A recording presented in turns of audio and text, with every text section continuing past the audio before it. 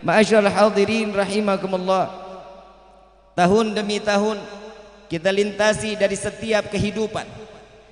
Allah memberikan kita kenikmatan demi kenikmatan. Sesuatu musibah dengan musibah yang lain, sesuatu turunnya ujian dengan daripada ujian yang lain.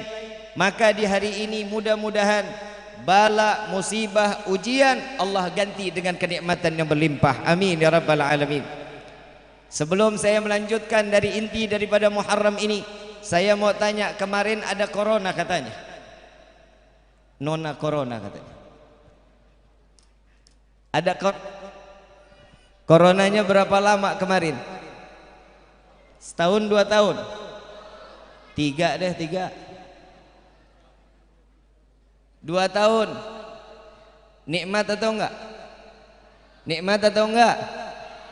Saya mau tanya yang ibu biasanya senang kalau corona nih sering-sering sama bapak, sering kemana-mana dengan suami. Ibu selama 2 tahun ngelihat muka bapak senang? Senang nggak? Mungkin di sini yang laki-laki suami ada yang kerjanya di luar kota, betul? Ibu sering, ya Allah, minta sama Allah, ya Allah jaga suami saya. Dikembalikan lagi ke ibu tuh, jaga suaminya sendiri. Tapi subhanallah, ada pelajaran berharga dari corona.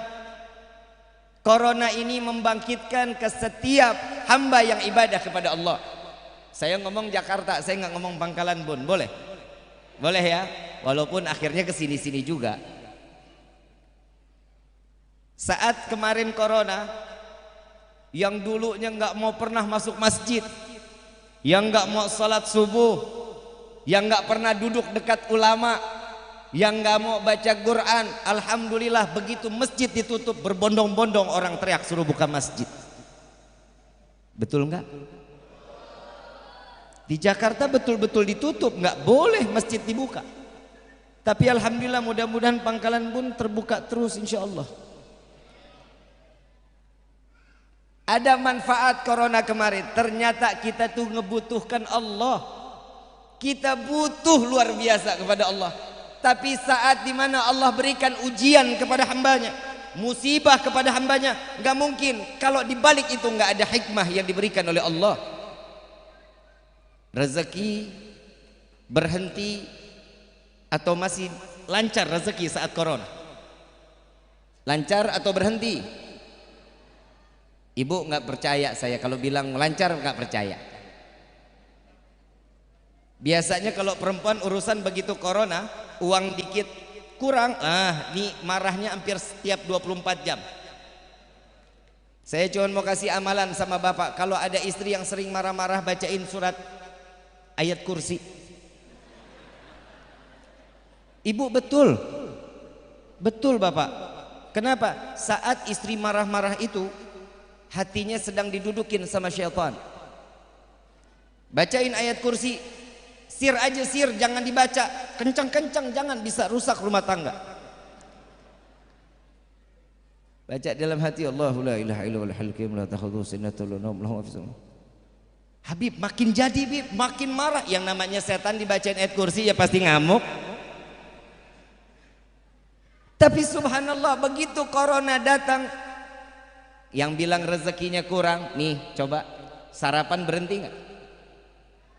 Makan siang masih makan, masih sore masih nyemil singkong, ubi, roti, masih malam masih makan, malam tengah malam masih nyemil indomie, masih. Kurangnya di mana yang Allah kasih coba? Cuman satu, kita nih sebagai hamba cuman satu, kurang syukur. Dan gak pernah syukur sama Allah. Syuf, di dalam surat Ar-Rahman, kita ditegur satu ayat puluhan kali diulang oleh Allah. Fabi ayyi ala'i rabbikuma tukad. Nikmat yang mana yang kalian dustakan wahai hambaku?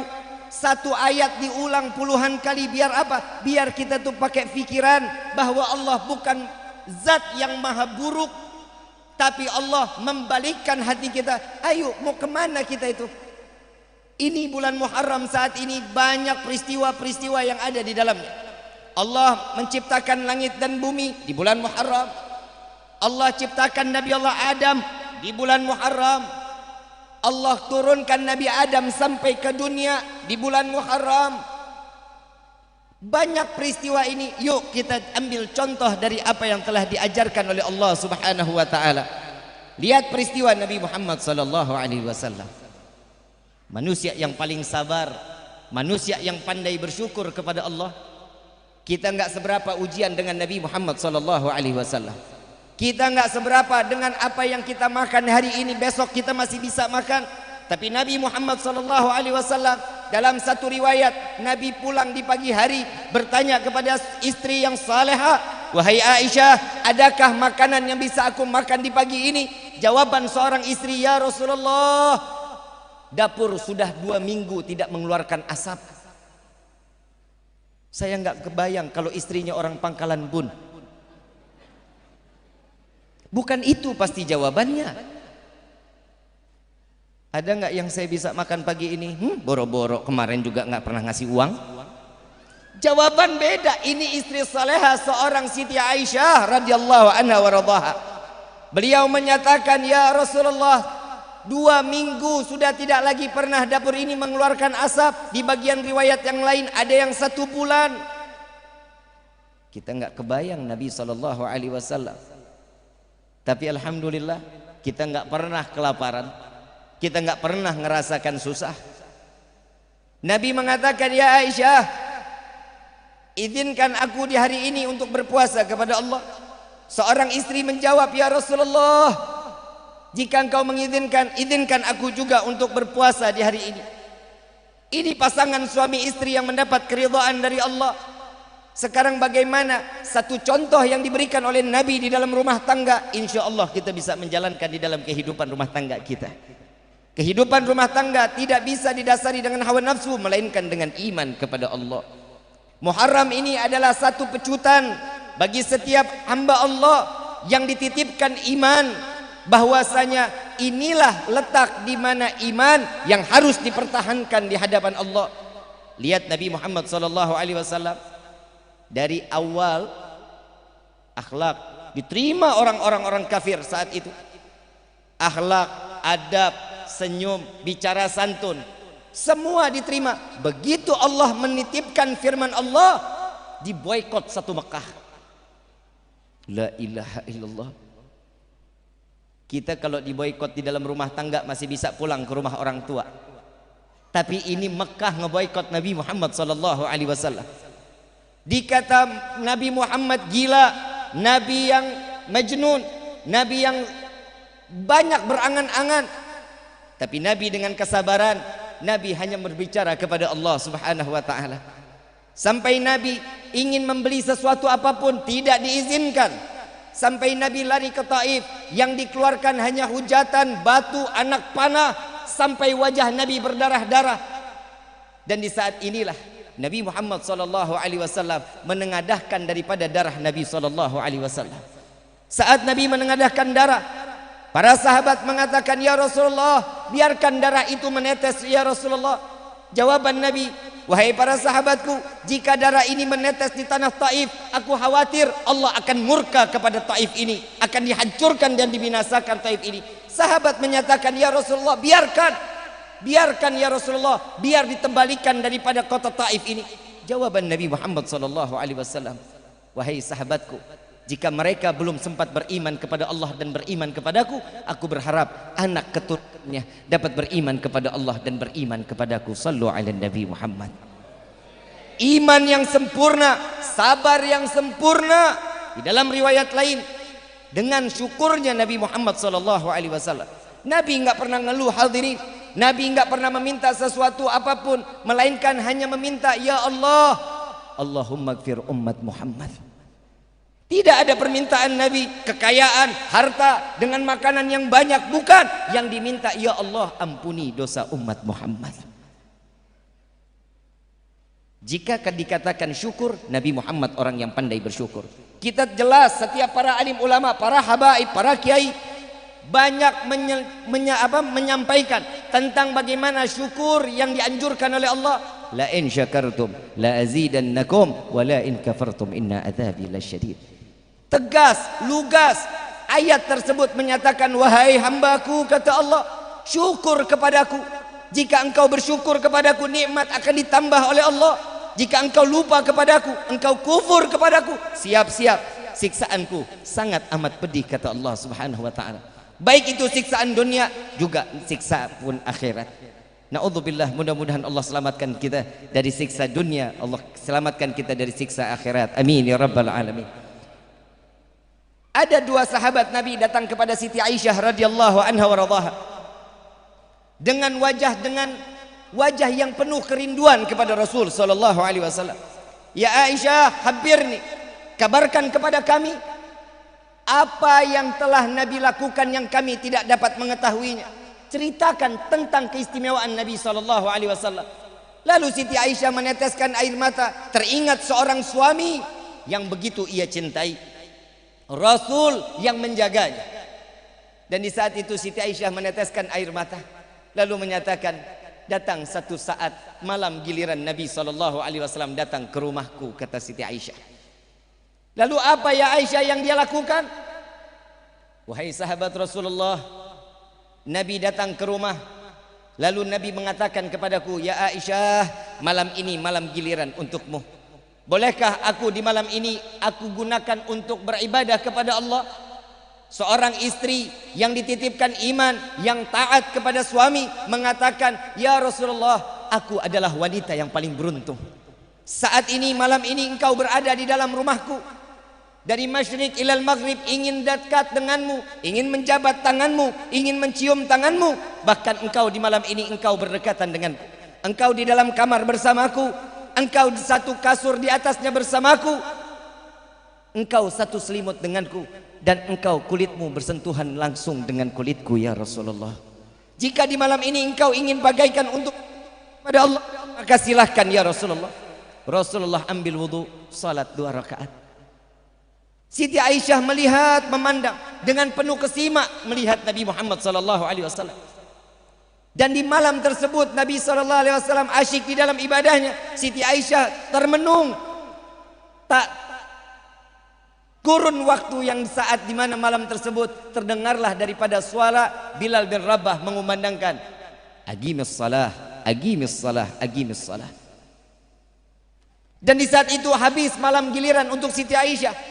Lalu Siti Aisyah memberanikan diri bertanya kepada Rasulullah, ya Rasulullah, dari awal takbiratul ihram sampai akhir di dalam salatmu, entah berapa ribu rakaat yang kau lakukan ya Rasulullah, setiap daripada gerakan ada tangisan di dalamnya.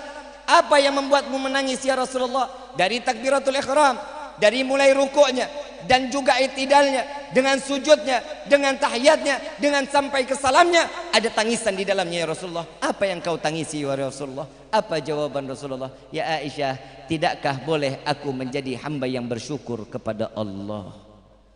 Kita tahu betul Nabi yang dititipkan kunci surga. Nama Nabi terpampang di pilar-pilar surganya Allah. Sampai Nabi Adam melihat saat membuka mata, di langit surganya Allah terpampang nama Rasul sallallahu alaihi wasallam, la ilaha illallah Muhammadur Rasulullah. Ini adalah Nabi sallallahu alaihi wasallam, Nabiur Rahmah, Nabi yang penuh kasih sayang, yang tidak ada kata lain melainkan tanda syukurnya dia kepada Allah. Saat beliau dalam keadaan hijrahnya dari Mekah ke Madinah, disambut dengan begitu dahsyat oleh kaum Ansar.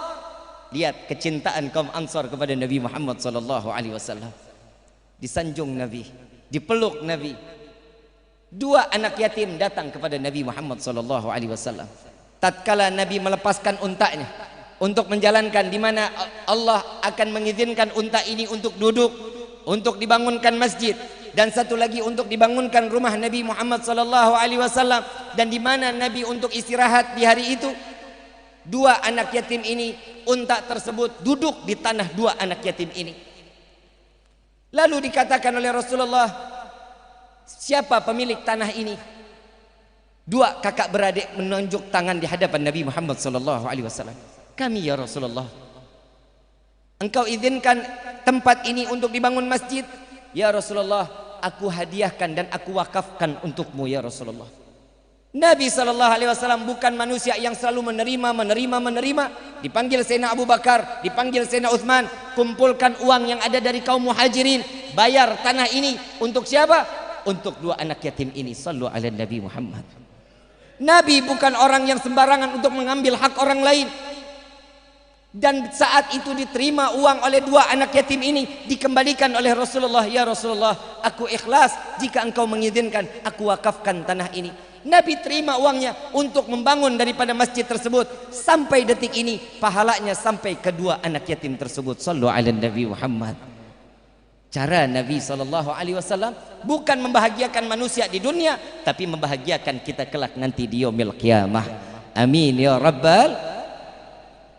Ini adalah peristiwa di mana Nabi Muhammad SAW bersenda gurau, bercerita, duduk bersama para muhajirin dan ansar. Mereka yang berbondong-bondong ingin dekat dengan Rasul SAW. Saat panen kurma, Nabi menyingkirkan daripada kurma-kurma yang kurang bagusnya, yang bagus-bagusnya dibagikan kepada muhajirin dan ansar. Yang gak enak dikemanain Habib, yang gak enak, saking gak enaknya ini kurma, kerasnya luar biasa, dicelup di air malam, dimakan dia pagi. Ini Nabi Muhammad SAW. Yang enaknya dibagikan, yang gak enak untuk Nabi dan keluarganya. Ini perbedaan antara kita dengan Nabi Muhammad SAW. Saya mau tanya, jawab jujur. Kita kalau dapat makanan enak, buat sendiri apa kita bagi orang? Buat sendiri apa kita bagi orang? Beda kita dengan Nabi SAW. Makanya Nabi nggak turun di pangkalan bun. Nabi Muhammad SAW Nabi Rahmah, Nabi yang memilih, Nabi yang penuh dengan kasih sayang. Lebih baik dia yang lapar dibanding umat yang lapar. Ini tanda syukurnya Nabi Muhammad SAW. Peristiwa demi peristiwa saya akan sampaikan. Tatkala Sayyidina Umar ada di belakang Nabi Muhammad SAW, saat Nabi dalam keadaan salat terdengar suara gemertak. Setelah selesai ditanya oleh Sayyidina Umar, ya Rasulullah, apakah kau sakit ya Rasulullah? Tidak wahai Umar, aku sehat afiat. Lalu aku mendengar ada suara gemertak dari jasadmu ya Rasulullah, seperti tulang beradu dengan tulang. Oh, itu yang kau dengar wahai Umar. Dibukalah kain Nabi Muhammad SAW, dikeluarkan satu batu, batu demi batu dikeluarkan dari pinggang Nabi Muhammad SAW. Ahli Arab tahu, tatkala batu yang mengganjal perut, maka satu batu satu hari Nabi tidak makan. Keluar sampai 7 batu, menangis Sayyidina Umar bin Khattab radhiyallahu anhu waradahu, dan beliau menyatakan kepada Nabi, ya Rasulullah, kenapa engkau tidak meminta kepada kami? Kenapa engkau tidak berbicara kepada kami bahwa engkau belum makan ya Rasulullah?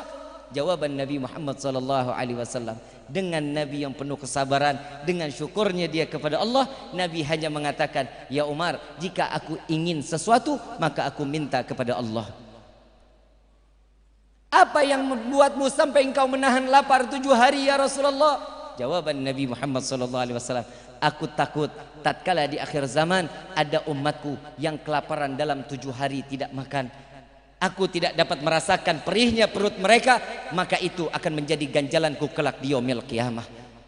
Alhamdulillah sampai detik ini 7 hari 7 malam gak pernah kita gak makan. Semua dalam keadaan kenyang. Kenapa? Karena sudah ditalangi oleh Nabi Muhammad SAW. Semua kesusahan di dalam hidup kita gak pernah kita rasakan. Ini baru beban di dalam rumah tangga mungkin.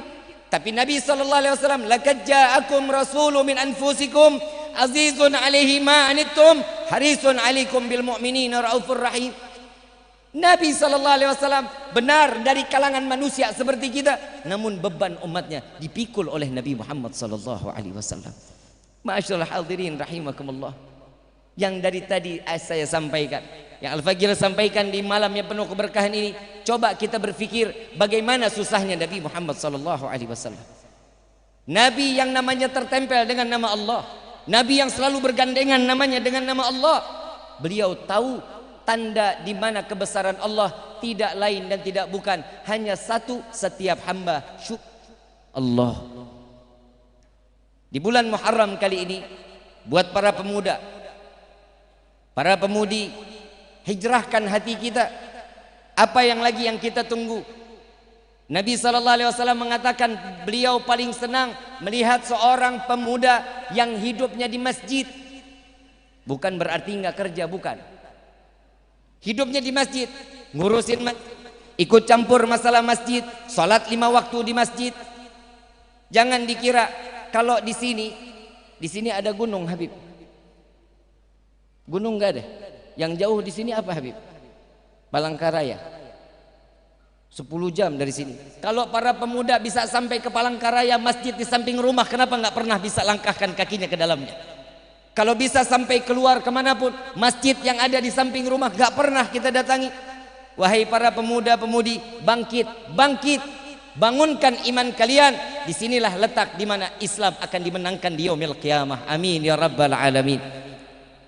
Buat para pemudi, ini buat yang perempuan khususnya. Kalau di sini panggil perempuan apa Habib? Kalau di Jawa kan neng. Hah? Galuh. Neng boleh neng? Hah? Acil. Kayaknya saya lagi dijorokin sama Habib Ali Ridho ini. Buat para pemudinya, udah tuh paling aman tuh Habib. Kita ngomong pemudi itu udah paling aman sudah. Buat para pemudinya, jangan setangkai bunga kalian ridho untuk orang lain, untuk menjamah badan kalian.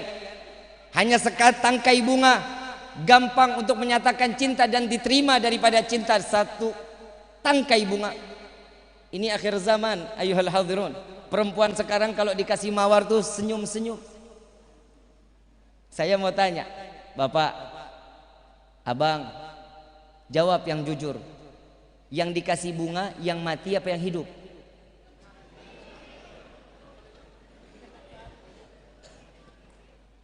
Dijawab jujur. Yang dikasih bunga yang mati apa yang hidup?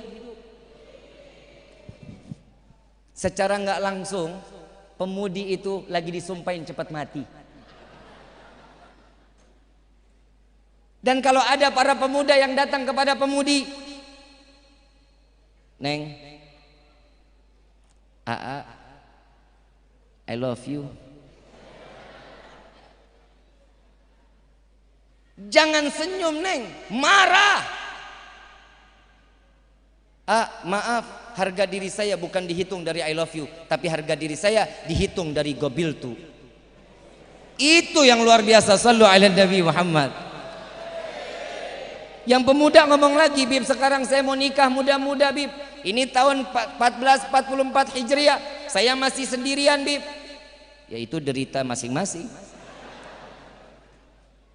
Kadang maaf Kiai Habib, maaf. Kadang orang datang minta air sama kita Habib. Habib, kalau minta air, Bib, doain iman saya kadang naik turun. Ada doanya. Ya mugallibal qulub, tsabbit qalbi ala dinik. Ada. Habib, saya sakit, hati saya agak sedikit galau. Ada doanya. Allahumma shalli ala sayyidina Muhammadin tibil qulub wa dawaiha wa abdani wa shifaiha ila akhir. Ada doanya. Kalau yang bingung, ada anak muda datang minta air. Habib, tolong doakan biar cepat dapat jodoh. Saya tanya, Abang, kerja belum? Belum. Kalau belum kerja, perempuan nggak bakal mau. Kalau laki-laki kerja kaya, duit dijajarin di pinggang, perempuan mana pasti bakal mau? Karena perempuan kodratnya matre Bang. Loh, nggak terima? Nggak terima perempuan? Nggak matre, orang Pangkalan Bun perempuannya nggak matre. Istiqomah di dalam kematriannya dong. Kalau perempuan matre wajar Bang, karena cantiknya butuh modal. Betul. Tapi dipakai dandannya buat siapa? Boro-boro. Emang buat suami Pak? Ngimpi ibu kali. Yang namanya perempuan matre kodrat. Setiap perempuan itu cantik itu butuh modal. Ya kan? Lain kali kalau ada laki-laki bilang, ini wanitanya Matre. Jawabin, emang dasar aja kamu yang kere. Ibu bapak yang dirahmati oleh Allah, tadi kata bapak perwakilan bupati sampai jam 1, setuju? Mau? Saya enggak. Saya enggak kebayang, saya cara dari jam 9 sampai jam 1, insya Allah lidah saya bisa copot. Saya ngasih sedikit-sedikit aja biar Pangkalan Bun kangen sama saya. Insya Allah bulan Maulid ngundang lagi. Deg-degan Habib. Tadi katanya biar Habib balik lagi suruh minumin air laut. Dipikir saya ikan hiu kali. Masya Allah. Ya minimal kan jajalin deh anak siapa kak gitu kan. Bisa sering balik. Promosi Habib, promosi. Ibu bapak yang dirahmati oleh Allah, maafin ya. Saya kalau ceramah begini, suka nggak suka ya udah begini. Habis ini kita ketawa senang-senang, insya Allah nanti ditutup dengan tangisan air mata yang keluar, insya Allah. Ibu bapak yang dirahmati oleh Allah, kalau kita ngomong masalah dunia, kadang ada yang bilang, Bib emang benar 1500 tahun Hijriahnya 1500 tahun, kok tahuan dia daripada Nabi? Tugas kita apa? Ibadah. Ibadah, nggak ada lain, cuman ibadah yang diperintahkan oleh Allah lewat Nabi Muhammad SAW. Tugasnya manusia, tugasnya seorang hamba, ibadah, sujud sama Allah. Maaf, mau sekalian, mau bajingan kah, mau seorang penjahat kah, mau yang bagaimanapun, salat. Imam Syafi'i radhiyallahu anhu waradahu, beliau mengatakan, didatangi oleh satu daripada murid beliau, Imam Syafi'i, wahai imam, wahai guruku, di antara kedua ini orang, mana yang lebih baik? Yang pertama, orang ini ibadah tapi nggak baik kelakuannya. Ada satu lagi orang nggak ibadah tapi kelakuannya baik. Di antara kedua ini mana yang lebih baik? Kata Imam Syafi'i, dua-duanya baik. Dua-duanya baik. Kok bisa? Kata guru, kata muridnya. Kok bisa? Yang ibadah belum berkelakuan baik, mudah-mudahan Allah berikan hidayah karena ibadahnya sehingga dia menjadi orang yang baik. Ada orang yang belum ibadah tapi berkelakuan baik, karena kelakuan baiknya insya Allah Allah berikan hidayah menjadi orang yang ibadah kepada Allah. Amin ya Rabbal. Yang bahaya yang ketiga, kata Imam Syafi'i. Dua ini aman sudah jawabannya. Yang bahaya yang ketiga, kata Imam Syafi'i. Murid tanya lagi, Imam Syafi'i, wahai yang ketiga ini apa? Orang lebih pandai menilai orang lain dibanding dia harus menilai dirinya sendiri. Ini yang paling bahaya. Melihat orang pakai tato, maling.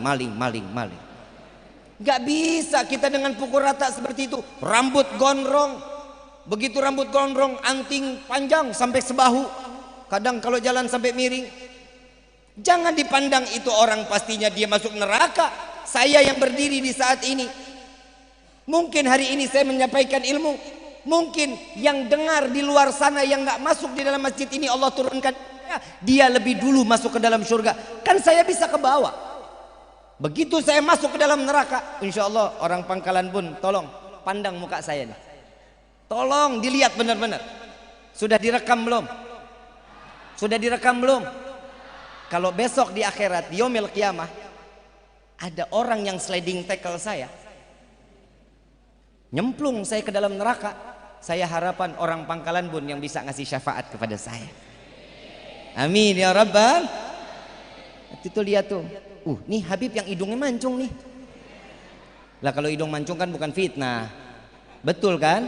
Masa yang pesek saya bilang mancung? Tapi kalau saya ngomongin hidung saya paling menang pak, menang luar biasa. Saya lagi nggak kebayang, kemarin lagi corona pakai masker, betul ya? Betul ya? Saya cuman kepikiran yang pesek pak, kesiksa luar biasa. Kita yang mancung aja ngap-ngapan, kebayang yang pesek dong. Udah pakai masker diikat belakangnya sampai meletet ini hidungnya. Subhanallah. Tapi alhamdulillah corona diangkat oleh Allah. Alhamdulillah. Ma'asyal hadirin rahimakumullah. Setelah dengan kesabaran Nabi, dengan karena syukurnya Yang ketiga, lihat bukti Nabi seorang hamba yang ibadah kepada Allah Subhanahu wa taala. Baik pagi, malam, siang, semua waktunya untuk ibadah kepada Allah. Makanya kita dibeda dengan Nabi. Beda apa sama?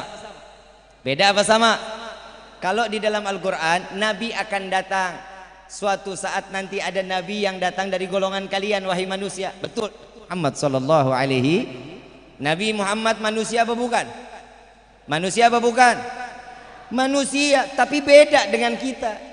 Kita punya waktu 24 jam, betul? Nabi punya waktu berapa? 24 jam Nabi punya waktu. Kalau Nabi 23 jam dipakai ibadah, 1 jam dibagi. Makan, tidur, senda gurau, ngobrol, 1 jam itu dibagi-bagi. Kalau kita 23 jam lalai kepada Allah, 1 jam kita lupa sama Allah. Betul apa betul? Kita nggak nutup kemungkinan kita mau dibilang ibadah kita serius, bohong. Udah nggak ada salat yang khusyuk, nggak ada. Padahal kita udah di dalam takbiratul ihram, inna salati wa nusuki wa mamati lillah rabbil, dusta, bohong. Bismillahirrahmanirrahim, alhamdulillahi rabbil alamin. Kunci motor ingat. Betul apa betul? Belum pakai bedak, ingat. Semua urusan dunia masuk ke dalam pikiran, sampai masuknya ke dalam hati. Kira-kira yang begini dapat sholat khusyuk atau enggak? Dapat sholat khusyuk atau enggak? Kalau orang sholat enggak khusyuk, kira-kira sholatnya diterima atau enggak? Jawab dong. Woi, jawab. Diterima apa enggak? Kalau saya bilang mah diterima. Saya hakul yakin, wallahi, setiap orang yang beribadah kepada Allah, walaupun fikirannya kemana, hatinya kemana, karena di dalam salat wajib tertempel sunnah Nabi Muhammad SAW. Kalau kita terhitung cuman rukun, nggak akan ada salat kita yang diterima oleh Allah. Karena di dalamnya ada sunnah, maka itulah yang akan mengangkat derajat kita di sisi Allah. Amin ya rabbal. Makanya ayuhal hadirun, kalau lagi salat yang sunnahnya dibawa, jangan ditinggalin, jangan. Cuman baca subhana rabbiyal azimi 3 kali, masa nggak ada waktunya? Cuman sekedar subhana rabbiyal a'la 3 kali, nggak ada waktunya? Cuman angkat tangan setelah itidal, Allah sami Allahu liman hamida, nggak ada waktunya? Ayo rebut sunnah yang ada di dalam salat wajib, karena itulah nilai kita kelak di yaumil qiyamah. Salat kita 2 rakaat, salat kita 3 atau 4 rakaat, bukan berarti semua salat kita pasti diterima dalam rakaat. Mungkin bismillahirrahmanirrahimnya aja yang diterima sama Allah. Mungkin cuman Allahu Akbar itu yang khusyuk, sisanya semua nggak ada yang diterima. Tapi karena tertempel sunnah, insya Allah semua diterima oleh Allah. Amin ya rabbal. Ibadah yang diajarkan Nabi banyak. Orang mau kaya raya, ada ibadahnya salat duha. Apa kata Nabi? Orang yang salat duhanya 2 rakaat, berarti dia tergolong orang-orang yang bakhil. Mau kaya kok 2 rakaat? 4, 6, 8, 10, 12, jaminan pasti akan jadi orang kaya raya. Amin gitu. Amin aja kudu disuruh dulu. Setelah salat duha, lihat doanya apa? Ya Allah, jika ada rezeki kami yang dari atas, turunkan. Yang jauh, yang di bawah tanah, Allah kita paksa untuk memberikan rezeki kepada kita. Betul enggak? Setelah itu diajarin lagi oleh Nabi, baca surat Waqiah. Bib, saya udah baca surat Waqiah 40 kali balik. Salat udah sampai 20 kali rakaat salat duha. Rezeki belum kunjung datang, baca surat Muhammad. Udah baca Bib surat Muhammad, baca lagi surat Ibrahim. Sudah dibaca juga Bib, baca Yasin sama Al-Muluk. Sudah Habib berkali-kali balik, masih belum datang juga rezeki, baca surat Tanah. Sah walala. Baca surat Tanah, jual.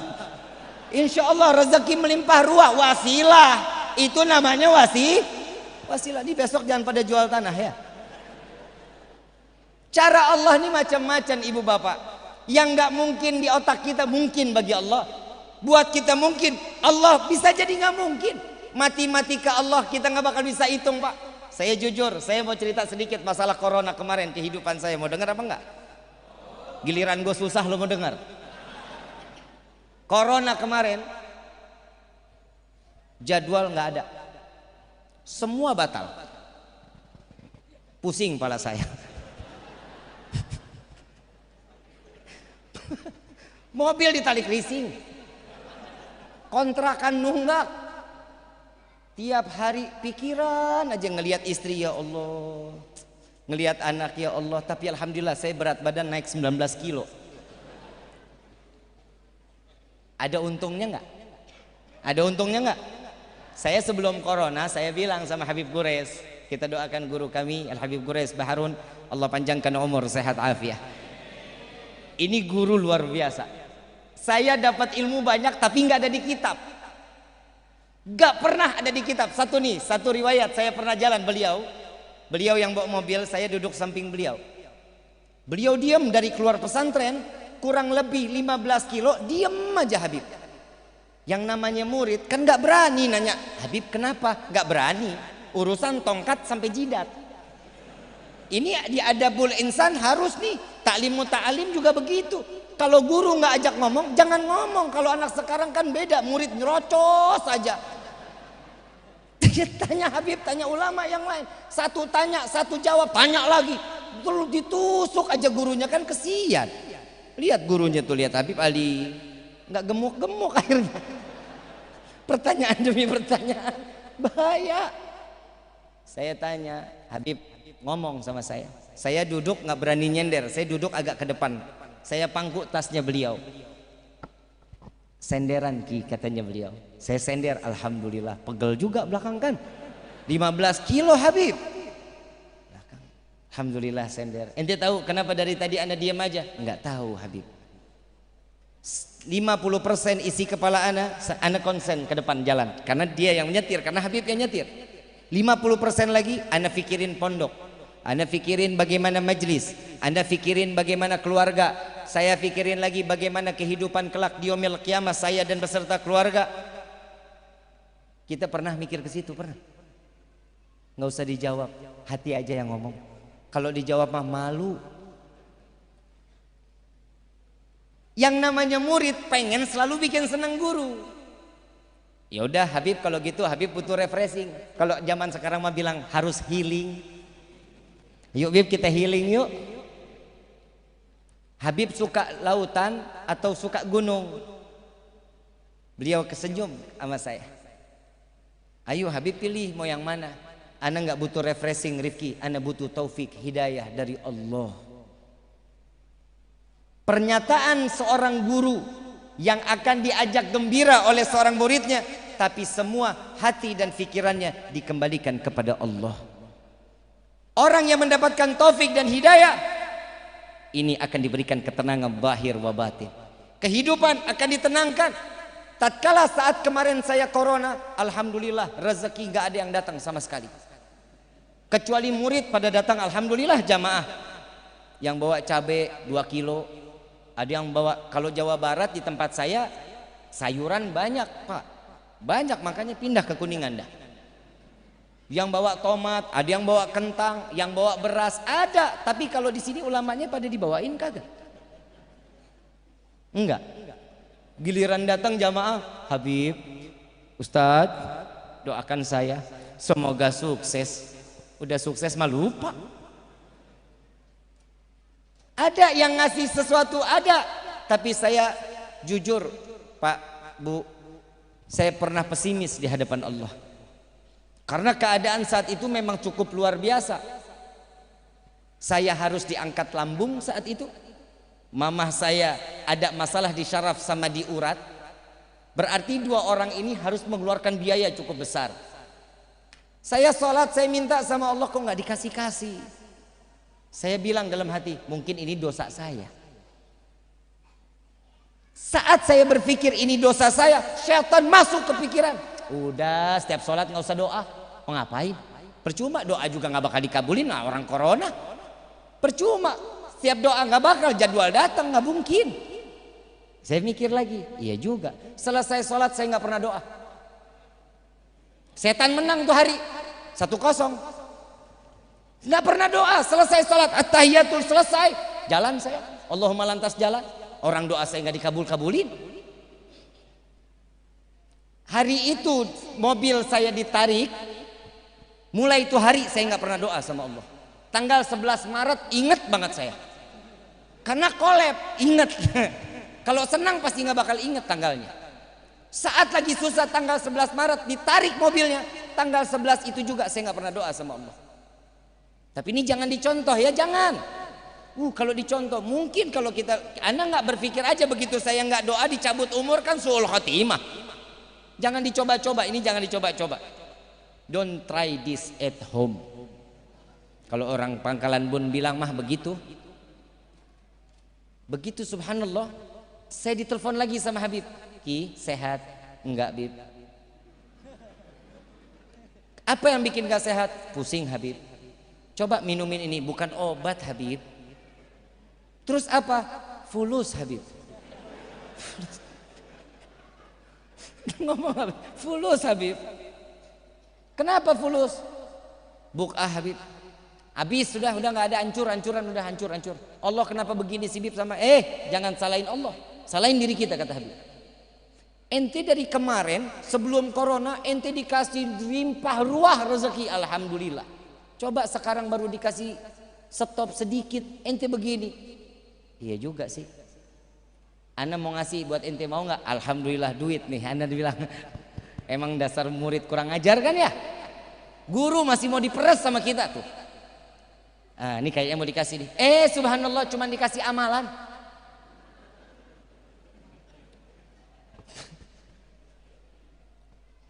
Bib, Rifki lagi stop doa. Kenapa? Sombong sekali ente Ki. Tuh jawaban guru tuh. Sombong, kita nggak pernah doa dibilang sombong. Ya bis gimana kita berdoa nggak pernah dikasih. Nih baca nih. Mau amalan pelunas hutang mau? Kelihatan sih mukanya. Mau amalan pelunas hutang mau nggak? Bayar. Lah itu amaliyah yang paling benar loh. Ada utang, udah selesai. Saya mau ngasih ijazah sholawat mau? Mau nggak? Giliran duit aja mau dah. Saya baca ntar lanjutin ya. Ya Rabbi salli ala Muhammad. Ya Rabbi salli ala Muhammad. Saya baca satu, ikutin saya, ntar saya baca lanjutannya, ikutin lagi. Boleh? Ya Rabbi salli ala Muhammad. Waftah minal khairi kulla mughlaq. Ya Rabbi salli ala Muhammad. Waftah minal khairi kulla mughlaq. Ya Rabbi salli ala Muhammad. Waftah minal khairi kulla mughlaq. Habib Gores ijazahkan saya salawat ini. Sebagaimana kami diijazahkan oleh guru-guru kami, maka salawat ini kami ijazahkan pula kepada antum semua. Dibacanya kapan Bib? Rifki tanya. Bacanya asar 10, subuh 10. Oh baik, dibacalah. Tetap dalam hati masih pesimis. Doanya aja bertahun-tahun kurang dikabulin, apalagi yang cuma 10-10. Kan begitu logika seorang manusia. Begitu saya amalin 1 hari, 2 hari, tanggal 12 saya amalin 12, 13, 14 sampai akhir belum kunjung datang rezekinya. Sabar, tapi tetap saya baca terus. Saya baca, saya yakin ini wasilah dari guru, nggak mungkin kalau nggak ada sebab sanatnya. Saya minta terus kepada Allah subhanallah, tanggal 1 April ada anak laki-laki umur 25 tahun. Muda apa tua? 25 tahun datang ke rumah saya. Assalamualaikum Habib. Waalaikumsalam Habib. Sehat? Sehat alhamdulillah. Habib, mobil kemana? Ya ini anak ngeledek. Nggak tahu orang emosi dia. Ditarik leasing, anak bilang gitu. Oh, emang mau ganti apa? Kurang ajar lagi. Orang ditarik leasing berarti nggak punya duit. Ditanya mau ganti apa katanya. Enggak punya duit, saya bilang gitu. Saya ajak duduk masuk ke dalam. Bib, numpang makan. Mang tamu kurang ajar. Sediain makanan, alhamdulillah tuh duit tinggal cuman ada 800.000 tuh hari. 800.000 saya beliin makanan kurang lebih 650, mudah-mudahan orang yang nonton bisa kembaliin. Begitu selesai makan, teman-temannya ditelepon, Pak Bu. Dia telepon teman-temannya. Sini, saya lagi di tempatnya Habib. Sini, Habib kopinya enak banget. Datanglah 12 orang. Allahu Akbar. Saya baca ini ijazah kok bukan senang, makin menderita. Setelah kumpul semua ngopi sambil minum-minum. Bib, Habib kalau ada rezeki nih, kalau ada rezeki Habib mau ganti apa? Ya kalau ada rezeki mah Fortuner, John. Habib mulai songong. Jadi kan tadi murid yang kurang ajar, sekarang gurunya dong. Mau ganti Fortuner yang tahun berapa? Yang tahun 2015 aja, yang harga-harga murahan. Saya bilang, kalau yang harga tahun-tahun sekarang mas saya nggak berani, ngebungnya duit. Besok ada waktu nggak Habib? Kita ke Cirebon yuk Bib, kita makan. Oh ayo. Kalau makan mah gue sering dalam hati saya. Mobil, saya butuh mobil. Saya berangkat ke Cirebon besok paginya. Makan di rumahnya beliau. Datanglah satu makhluk manusia. Anam namanya. Nih orangnya masih hidup. Nih saya jadiin driver dia sekarang. Sekarang dia naik pesawat. Dia yang sekarang driverin pesawat saya. Ini makhluk datang Pak bawa mobil. Saya lagi liatin nih anak bawa mobil siapa. Begitu turun ngasihin STNK, BPKB sama kunci. Kasih ke saya nggak beli mobil harga 2017 kan puyeng. Ini duit dari mana saya bayarnya? Ini kali yang beli, saya bilang, saya unjukin yang anak yang umur 25 tahun itu, namanya Jono. Tuh, ngedenger namanya ketawa. Saya kasih ke Jono. Saya bilang begitu dikasih lagi, enggak Habib, itu emang buat Habib. Enggak John, saya bingung bayarnya, saya bilang gitu. Tahu jawabannya apa? Habib, ini saya hadiahin buat Habib. Sallu ala Nabi Muhammad. Mudah-mudahan yang jamaah sayang sama gurunya, Allah buka pintu rezeki yang berkah. Saya tahadutsan binikmah, ini anak sekarang yang punya Maluku FC sepak bola, dia yang punya tuh, presidennya dia. Lagi ngebangun pabrik, anak umur 25 tahun, luar biasa. Rezekinya berkah, satu kuncinya cuman taat sama orang tua. Melimpah ruah rezekinya karena orang tua, bukan karena amalannya. Ibunya meninggal ada di gendongannya. Bapaknya betul-betul dikasih sayang yang lebih dari beliau. Semua karena orang tua, Allah angkat derajat anak tersebut. Jadi jangan main-main sama orang tua, Pak, Bu. Nih jangan main-main. Kalau sudah durhaka sama orang tua, siap-siap nggak akan pernah ada keberkahan di ujung mata kita, nggak akan. Seorang wali min auliyaillah sekalipun tidak akan menjabat seorang wali menjadi anak yang soleh jika mereka durhaka kepada orang tuanya. Taruh orang tua kita di atas kepala kita. Jangan buang jauh-jauh orang tua kita. Jangan ngerasa kita sudah selesai, kita udah menikah. Suami lebih sayang ke istri dibanding orang tua. Ingat, seorang istri memang hak seorang suami, tapi seorang suami tetap haknya kepada orang tuanya. Bapak yang dirahmati oleh Allah, saya cuma mau ngasih satu Pak. Bapak yang akan bertanggung jawab di yaumil qiyamah kelak untuk urusan istri. Tapi istri adalah tanggung jawab seorang suami. Tugas seorang istri cuma satu, taat dan iya apa kata suami. Ibu boleh milikin surga di bawah telapak kaki ibu. Betul Pak? Betul? Tapi ingat, ibu bisa masuk surga, kuncinya ada sama suami. Faham ya? Faham? Hormatin suami, begitupun suami hormatin istri. Setiap apa yang kita lakukan, insya Allah anak-anak kita akan taat kepada kita.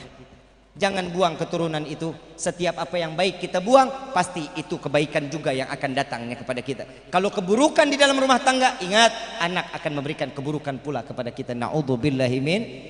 Hidup ini semua fitnah Bapak Ibu yang dirahmati oleh Allah, semua fitnah. Saya cuma satu, di akhir nih, di bulan Muharram ini, di akhir ceramah saya nih, di bulan Muharram ini, cuma satu, ayo kita taubat kepada Allah. Kita minta ampun kepada Allah. Dosa entah berapa banyak dosa yang telah kita lakukan. Na'udzubillah min dzalik. Ibu bapak boleh ngelihat orang-orang tua kita di sini. Para alim ulama, para tuan-tuan guru, saat mereka kelak kembali kepada Allah, dengan bangga mereka akan menyampaikan amanah yang telah dididik oleh Nabi Muhammad SAW, dengan amaliyah-amaliyah mereka, dengan salat malam mereka, dengan zakat mereka, dengan sedekahnya mereka. Mereka saat dibuka pikulan tersebut, Nabi tersenyum dan mengatakan kepada Allah, ya Allah, ini adalah umatku. Bagaimana nasib kita di yaumil qiyamah? Dosa yang telah kita banyak dalam pikulan kita, dosa yang terus menerus kita lakukan di dalam kehidupan kita. Saat kelak di yaumil qiyamah diperiksa oleh Nabi, yang dibuka bukan amaliyah kebaikan, melainkan keburukan.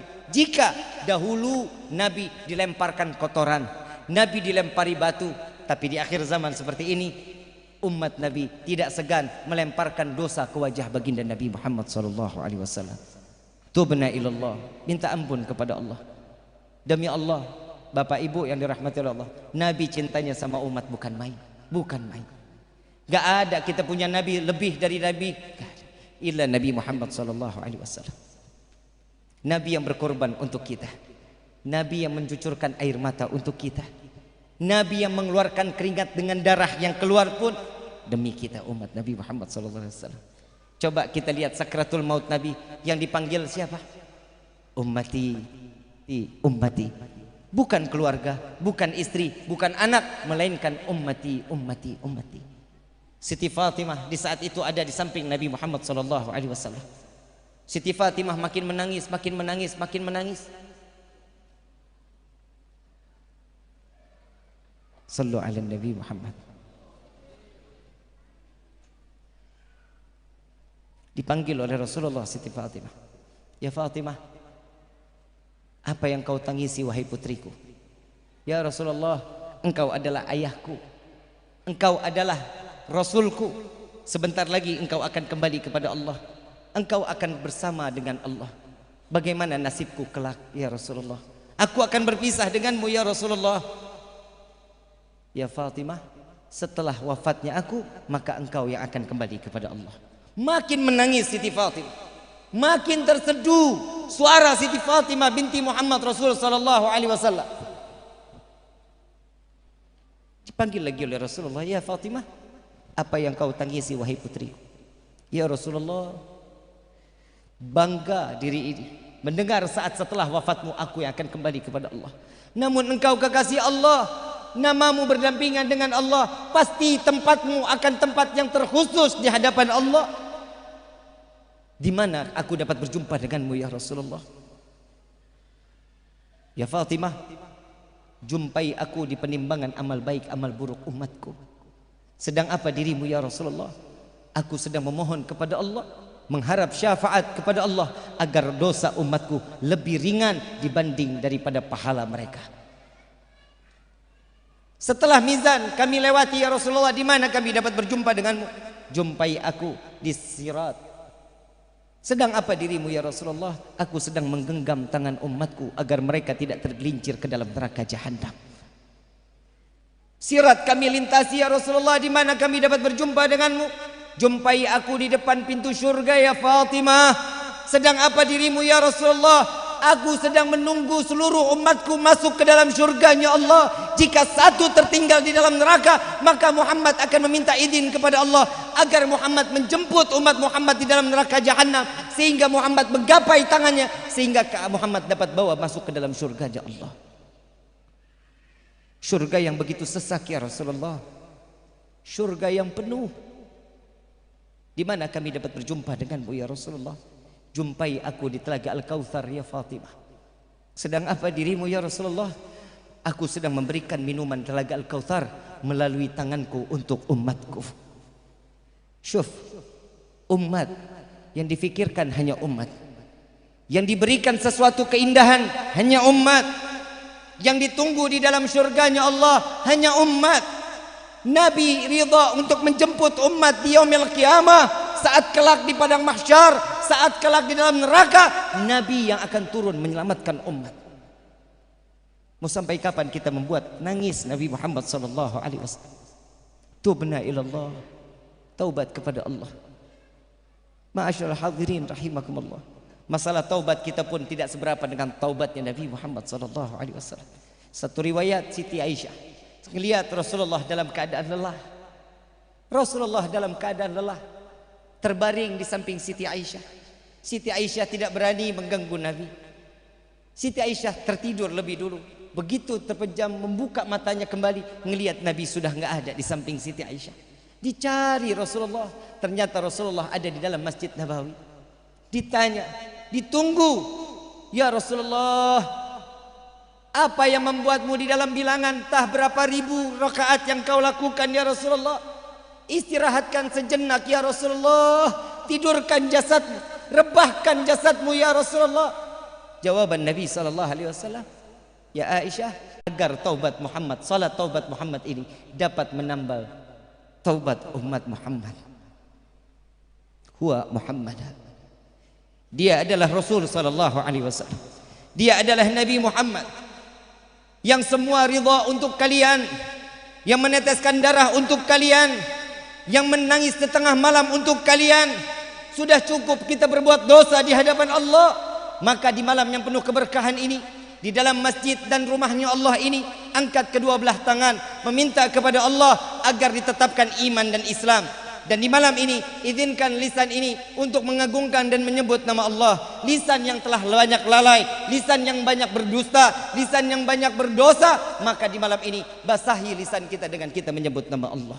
Walillahi asmaul husna fatuhu biha faqulu jami'an ya Allah ya Allah ya Allah ya Allah ya Allah ya Allah ya Allah.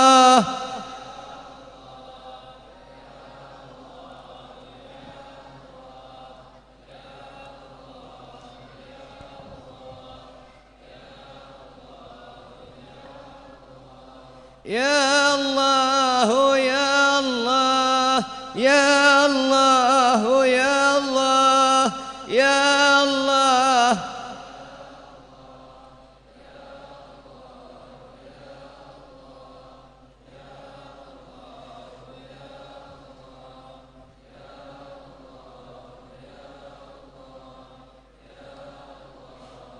Wahai saudara-saudariku,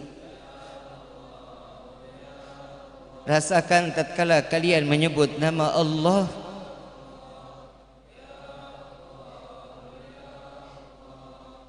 sertakan hati kalian tatkala menyebut nama Allah.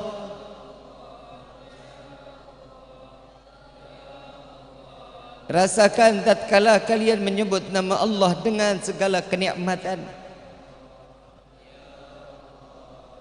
Sadarkah kalian wahai saudara-saudariku,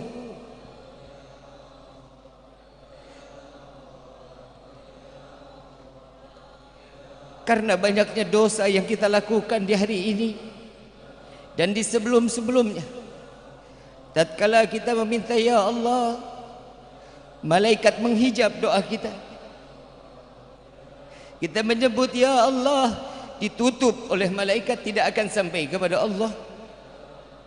Ya Allah, ditutup kembali oleh para malaikat. Lalu Allah menanyakan, ya wahai malaikatku, mengapa kau tutup panggilan umat hambaku kepadaku? Ya Allah, dia adalah manusia yang berdosa, yang penuh dengan dosa.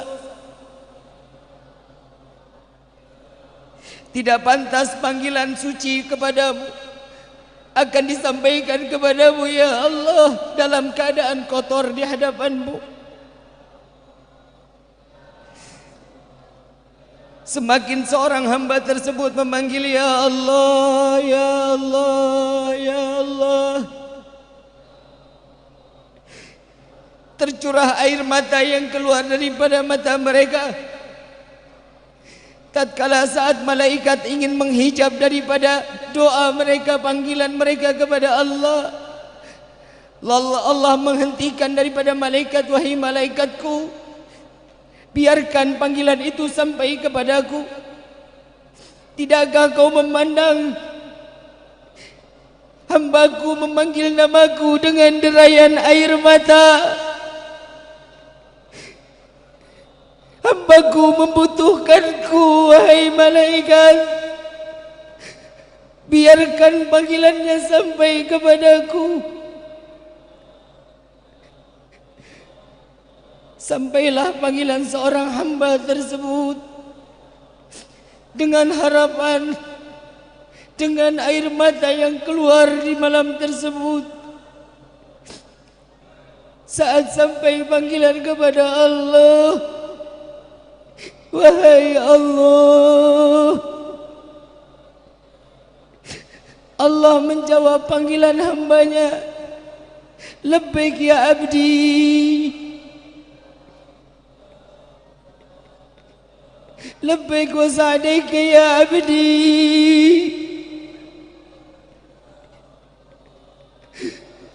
Ada apa wahai hambaku? Aku menyimak, aku mendengar panggilanmu wahai hambaku. Ya Allah, ya Allah, ya Allah, ya Allah, ya Allah, ya Allah, ya Allah.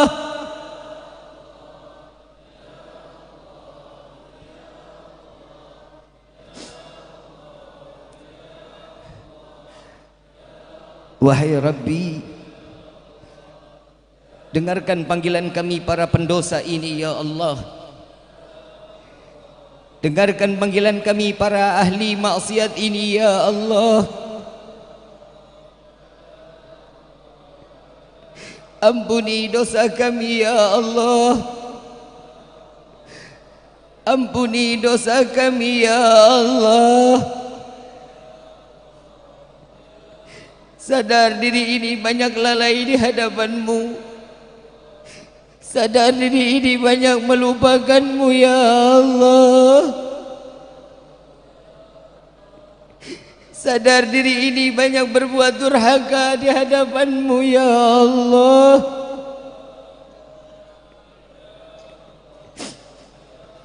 Meski kami lalai kepadamu, kau tak pernah lalai memberikan kebahagiaan kepada kami di dunia ini. Meski kami banyak melupakanmu, kau tak pernah lupa memberikan rezeki kepada kami ya Allah. Saat kami tidak lagi pernah beribadah kepadamu, kau tak pernah murka kepada kami ya Rabb. Kau tetap sayang kepada kami ya Allah. Ampuni kami ya Allah. Wahai Rabbi, pandang kami dengan kasih sayang-Mu ya Allah.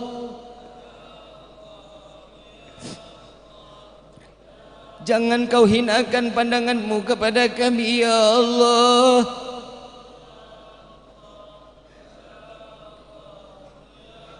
Jangan kau ambil nyawa kami terdahulu sebelum kau ampuni dosa kami ya Rabb. Sungguh ya Allah, jika kau ambil nyawa kami penuh dengan dosa, kami tidak akan sanggup menerima siksaan sakratul maut. Wahai Rabbi, kami tidak akan sanggup menerima siksaan alam kubur. Kami tidak akan sanggup menerima siksaan padang mahsyar. Dan sungguh ya Allah, kami tidak akan sanggup menerima siksaan api neraka ya Allah. Ampuni kami ya Allah, ampuni kami ya Rabbi.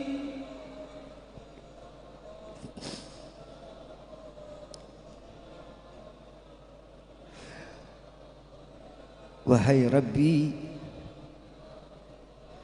panjangkan umur kami dalam taat kepadamu ya Rabb. Wahai Rabbi, bukankah kau telah berjanji doa setiap anak kepada orang tua akan kau sampaikan, kau kabulkan ya Rabb. Maka di malam ini kami menengadahkan tangan kami berdoa untuk kedua orang tua kami. Panjangkan umur kedua orang tua kami ya Allah. Sehatkan badan kedua orang tua kami ya Allah. Jaga mereka ya Allah sebagaimana mereka menjaga kami di waktu kecil. Bahagiakan kedua orang tua kami ya Allah. Izinkan kami membahagiakan kedua orang tua kami untuk membawa mereka melaksanakan haji dan umrah dan berziarah ke makam Sayyidina Muhammad. Hanya ini adalah kebahagiaan bagi kami. Wahai Rabbi, sadar diri ini tidak lagi dapat pantas untuk membalas budi kedua orang tua kami, tapi izinkan kami membahagiakan kedua orang tua kami dunia akhirat. Wahai Rabbi, ampuni dosa kedua orang tua kami, angkat derajat kedua orang tua kami ya Allah. Jangan kau tempel dosa kepada mereka karena perbuatan kami di dunia ini ya Allah. Wahai Rabbi, ampuni dosa kami terhadap kedua orang tua kami, kepada ayahanda kami dan ibunda kami, terutama kepada ayahanda kami. Kami tidak pernah menganggap jeripaya ayahanda kami saat mereka mencari nafkah untuk memberikan nafkah yang halal kepada kami. Dari pagi sampai malam, hujan kehujanan, panas kepanasan mencari rezeki untuk kami. Tidak jarang lisan ini mencaci, memaki ayahanda kami, menghina ayahanda kami. Ampuni kami ya Allah, ampuni kami ya Allah. Dan kepada kedua ibunda kami, kami tidak pernah menghargai pengorbanan saat kami dilahirkan ke dunia ini. Antara hidup dan mati ibunda kami harus memilih. Saat ibunda kami melahirkan kami ke dunia ini, seandainya beliau harus memilih dirinya yang mati atau kami yang mati, pasti ibunda kami akan mengatakan, ya Allah, ambil nyawaku, jangan kau ambil nyawa anakku. Biarkan mereka senang dan bahagia di dunia ini. Tidak jarang lisan ini mencaci, memaki ibunda kami. Dan tidak jarang kami menganggap ibunda kami adalah budak bagi kami. Ampuni kami ya Allah, ampuni kami ya Allah. Ya Allah, ya Allah, ya Allah.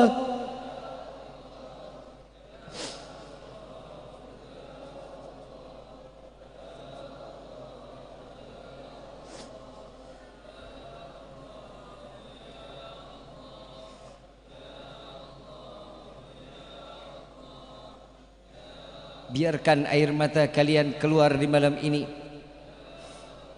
Ya Allah, jadikan air mata yang keluar di malam ini akan menjadi saksi di yaumil qiyamah. Apabila kami harus masuk ke dalam neraka-Mu, jadikan air mata ini saksi taubat kami kepadamu di malam ini ya Allah.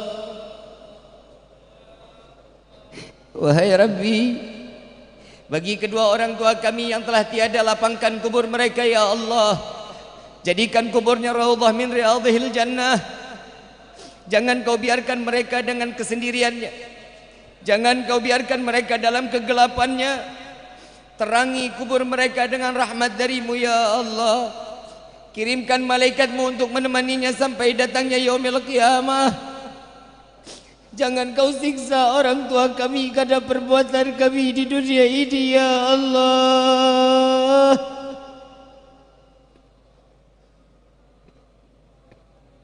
Wahai Rabbi, kumpulkan kami kelak di yaumil qiyamah bersama keluarga dan orang tua kami. Izinkan tangan kami sebagai anak untuk menggenggam tangan kedua orang tua kami saat melintasi sirat, agar mereka tidak tergelincir masuk ke dalam neraka Jahannam. Izinkan kami membawa kedua orang tua kami ke dalam syurga-Mu ya Allah. Memperkenalkan kepada Sayyidina Muhammad. Wahai Rabbi,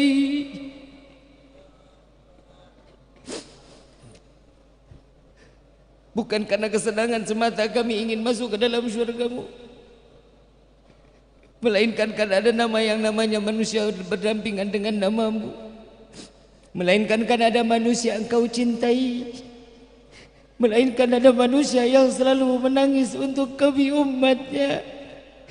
Kumpulkan kami di dalam syurga-Mu bersama Sayyidina Muhammad. Cukup di dunia ini kau pisahkan kami.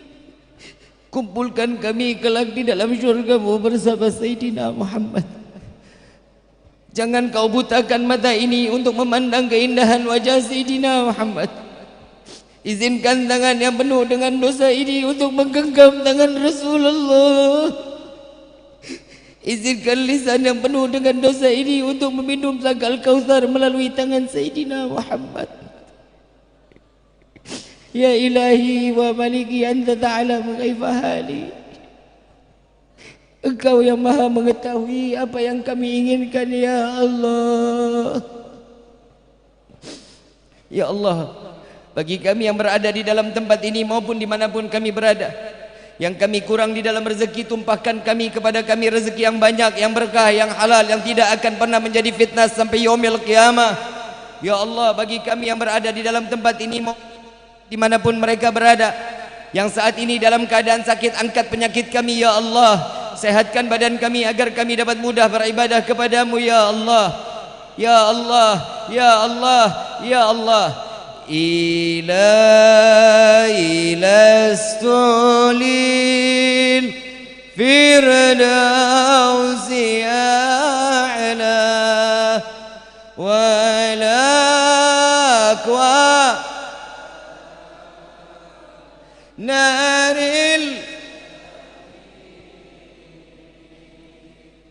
فحبل توبة وغفر ذنوبي فإنك غافر ذنب العظيم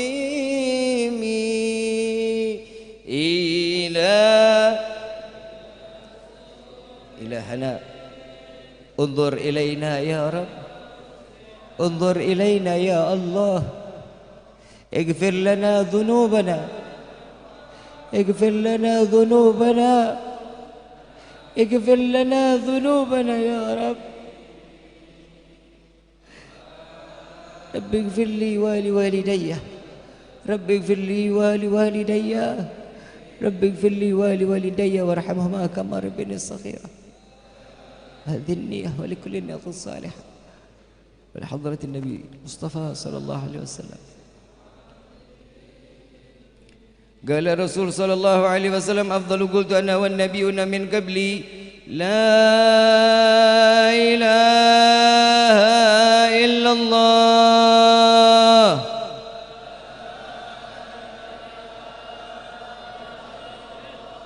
لا إله إلا الله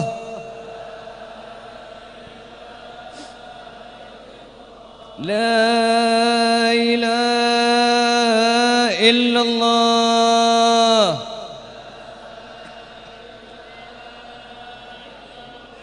محمد رسول الله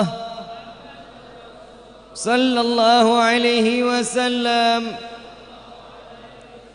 كلمة حق لحين أحياك ولحين أموت وعلى هذا بعض إن شاء الله تعالى من الآمنين من الآمنين من الآمنين برحمتك يا أرحم الراحمين برحمتك يا أرحم الراحمين برحمتك يا أرحم الراحمين الفاتحة بالقبول وتمام كل سول وإلى حضرة الرسول بسر الفاتحة أعوذ بالله من الشيطان الرجيم بسم الله الرحمن الرحيم الحمد لله رب العالمين الرحمن الرحيم إياك نعبد وإياك نستعين اهدنا الصراط المستقيم صراط الذين أنعمت عليهم غير المغضوب عليهم Amin amin ya rabbal alamin. Nabi SAW dalam hadisnya beliau mengatakan barang siapa setelah majlis dalamnya ada doa baca ya arhamar rahimin sebanyak 3 kali ya insyaallah mudah-mudahan doa kita di malam ini akan diijabah oleh Allah. Ya arhamar rahimin ya